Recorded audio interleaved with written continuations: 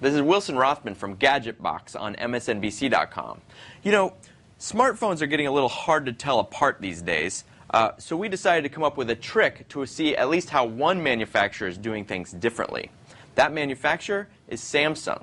Now, you may not be able to pick the Samsungs out of this lineup right here, but when we kill the lights, you'll see a difference. Now, the Samsung has what's called a Super AMOLED screen. It's not an LCD screen. It's a totally different technology. You may not be able to see the difference right away, but as we turn up the camera settings, you'll be able to see that the LCDs start to bleed out light while the AMOLED screens stay perfectly in contrast. And the differences in screen technology are even more noticeable when you take it outside. As you can see, the Super AMOLED shines through where the LCD fades away.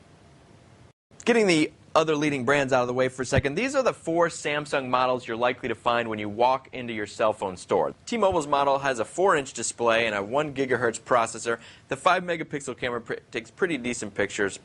The best thing about it is that Laptop Magazine did a battery test that ran for over 7 hours. The average for smartphones is 5.5 hours. Next up is Google's own Nexus S, built by Samsung. It was previously only available on T-Mobile. Now it's available on Sprint with the 4G network, which means you can get up to 6 megabits per second.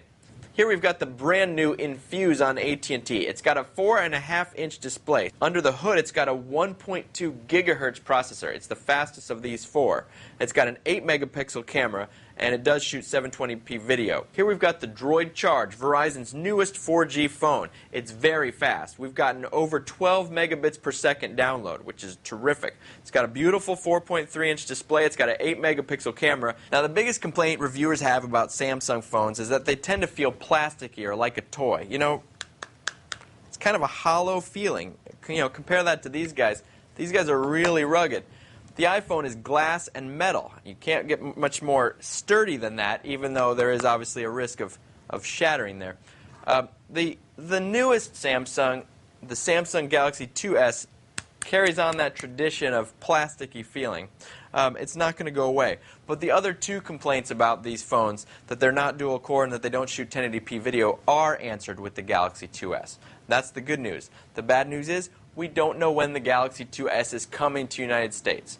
My goal today was just to show you the differences between Samsung phones and the phones from other handset makers. The Super AMOLED screen, of course, is the big difference, but there are a lot of other little finer points that we've touched on.